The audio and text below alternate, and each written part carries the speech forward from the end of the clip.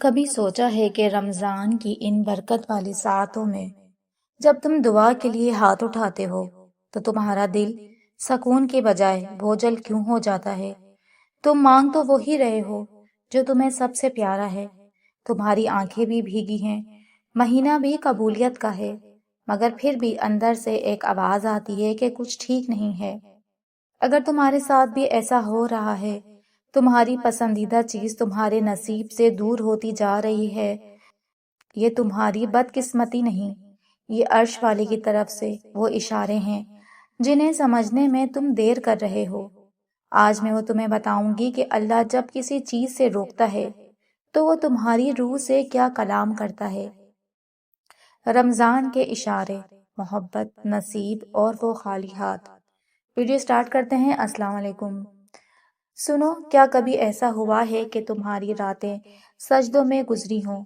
تم نے افطار کی پیاس میں بھی اپنے ہونٹوں سے پہلے اپنی خواہش کا نام لیا ہو، تمہاری ہچکیاں مصلی کی تہوں میں دبی ہوں اور تمہاری انگلیاں دعا مانگتے مانگتے تھک گئی ہوں، مگر حالات کی دیوار ویسی کی ویسی ہی کھڑی ہے۔ رمضان کا مہینہ صرف بھوک اور پیاس کا نام نہیں، یہ دراصل دلوں کی چیر پھاڑ کا مہینہ ہے۔ یہ وہ وقت ہے جب آسمان کے دروازے کھلتے ہیں، مگر کبھی کبھی انہی دروازوں سے ہمیں وہ نہیں ملتا جو ہم مانگ رہے ہوتے ہیں۔ آج ہم اس پہلے اشارے کی بات کریں گے جو اللہ تمہاری روح کو دیتا ہے، مگر تم اسے انکار سمجھ کر رونے لگتے ہو۔ پہلا اشارہ، رمضان میں ہر مومن کا دل نرم ہو جاتا ہے، تلاوت میں آنکھیں بھیگتی ہیں، مگر تمہارے ساتھ ایک عجیب بات ہو رہی ہے۔ تم دعائیں مانگتے ہو، مگر اس دعاؤں کے ساتھ تمہاری دل میں بے چینی بڑھتی جا رہی ہے۔ تم نماز میں کھڑے ہوتے ہو، مگر تمہارا ذہن اسی شخص، اسی نوکری یا ایسی خواہش میں الجھا رہتا ہے۔ قرآن کھولو تو لفظوں کے بجائے وہی ایک چہرہ یا وہی ایک تمنا سامنے آ جاتی ہے۔ جانتے ہو یہ کیا ہے؟ یہ اللہ کی رحمت کا پہلا اشارہ ہے۔ اللہ رمضان میں اپنے بندے کے دل کو فلٹر کرتا ہے۔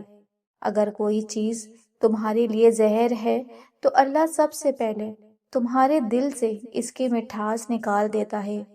تم اسے چاہتے تو ہو، مگر اس کے ساتھ سکون محسوس نہیں کر پاؤ گے۔ جب کسی پرانی عمارت کو گرا کر نیا محل بنانا ہو تو پہلے توڑ پھوڑ ہوتی ہے۔ تمہارا دل جو اس وقت ٹوٹ رہا ہے وہ دراصل اس کچرے کو نکال رہا ہے جو تمہیں آگے جا کر تباہ کر دیتا۔ تم کانچ مانگ رہے ہو، وہ تمہارے لیے ستاروں کا انتخاب کر رہا ہے، اور ستاروں تک پہنچنے کے لیے راستہ تھوڑا لمبا اور اندھیرا ہونا ضروری ہے۔ دوسرا اشارہ ہے کہ کبھی کبھی نہ دل سکون میں ہوتا ہے نہ جذبہ کم ہوتا ہے، مگر راستے بند ہو جاتے ہیں۔ تم پوری طاقت لگاتے ہو، سفارش لڑاتے ہو، تدبیریں بھی کرتے ہو، مگر بات بنتے بنتے ٹوٹ جاتی ہے، رشتہ طے ہوتے ہوتے رہ جاتا ہے، نوکری قریب آ کر کسی اور کو مل جاتی ہے۔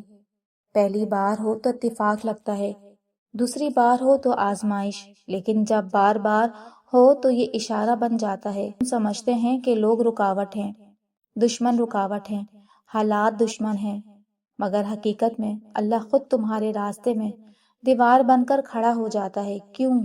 کیونکہ وہ تمہیں اس آگ سے بچانا چاہتا ہے جسے تم جنت سمجھ کر مانگ رہے ہو۔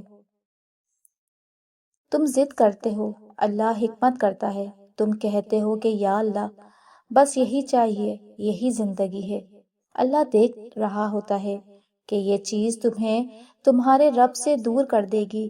کیا تم واقعی ایسی محبت چاہتے ہو جو تمہیں سجدے سے غافل کر دے؟ اللہ تمہیں ذلیل کر کے نہیں، عزت دے کر نوازنا چاہتا ہے۔ اگر وہ چیز تمہارے حق میں بہتر ہوتی تو کیا اللہ اسے اتنا مشکل بناتا؟ اللہ کا راستہ آسانی والا ہوتا ہے، اذیت والا نہیں۔ سورہ بقرہ کی آیات کا کانسیپٹ ہے کہ ہو سکتا ہے تم کسی چیز کو پسند کرو اور وہ تمہارے لیے بری ہو۔ تیسرا اشارہ ہے کہ وہ بہت خاموش ہوتا ہے۔ تم نے مہینوں دعا کی، مگر اچانک اس رمضان کے کسی شب میں تمہارے اندر کی وہ تڑپ مر گئی، وہ بے چینی جو تمہیں سونے نہیں دیتی تھی آہستہ آہستہ ختم ہونے لگی۔ تم خود حیران ہوتے ہو کہ میں تو اس کے بغیر مرنے والا تھا، پھر آج اتنا سکون کیوں ہے؟ اللہ دلوں کا مالک ہے۔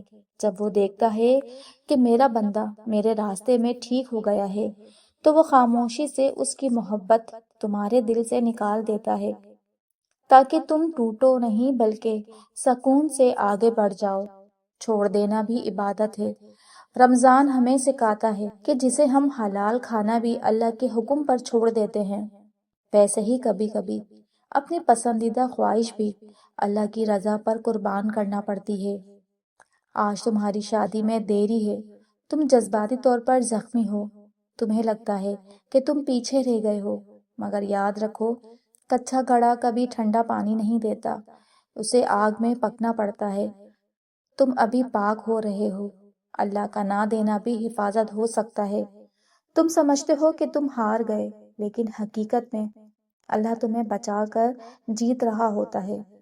اگر وہ چیز مل جاتی اور وہی تمہارے لیے فتنہ بن جاتی، اگر وہی تمہیں کسی ایسے راستے پر لے جاتی جہاں تم خود کو کھو دیتے۔ اگر اس رمضان تمہارے ساتھ بھی ایسا ہو رہا ہے، دل بے سکون ہے، راستے بند ہیں یا تڑپ ختم ہو رہی ہے، تو لڑنا بند کر دو، اپنے ہاتھ اٹھاؤ اور کہو کہ یا اللہ، ہو سکتا ہے اللہ تمہیں کسی ایسے تحفے کے لیے تیار کر رہا ہو جس کا تم نے تصور بھی نہیں کیا۔ سچی کامیابی اپنی مرضی پوری ہونے میں نہیں بلکہ اللہ کی مرضی پر راضی ہو جانے میں ہے۔ دیکھو، ہاتھ خالی ہونا اس بات کی نشانی نہیں کہ تم ہار گئے ہو، بلکہ اس بات کا اشارہ ہے کہ اللہ تمہاری ہتھیلیوں سے وہ ریت جھاڑ رہا ہے جو تمہاری مٹھیوں کو زخمی کر رہی تھی، تاکہ وہ تمہیں وہ ہیرا دے سکے جو تمہارے لیے بنا ہے۔ آج اس رمضان اپنے اس دکھ کو مسلح پہ رکھ دو اور مسکرا کر کہو کہ یا اللہ، میں تیری رضا پر راضی ہوں۔ آپ کو یہ پیغام سکون دے گیا ہوگا تو اسے ان کے ساتھ شیئر کریں جو اس وقت کسی بند دروازے کے سامنے کھڑے رو رہے ہیں۔ اگر اس پیغام نے آج تمہارے بوجھل دل کو ذرا سا بھی سکون دیا ہے تو کامنٹ میں الحمدللہ ضرور لکھنا۔ آپ کا ایک لفظ کسی دوسرے ٹوٹے ہوئے دل کے لیے امید بن سکتا ہے۔ ایسے ہی مزید روحانی اور جذباتی شفا کے لیے ہمارے چینل سکون راز کا حصہ بنیں اور اسے ان لوگوں تک پہنچائیں جنہیں آج ایک سہارے کی ضرورت ہے۔ تو اگلی ویڈیو تک اپنا اور اپنے دل کا بہت خیال رکھیے گا۔ اللہ حافظ، ملتے ہیں نیکسٹ ویڈیو میں۔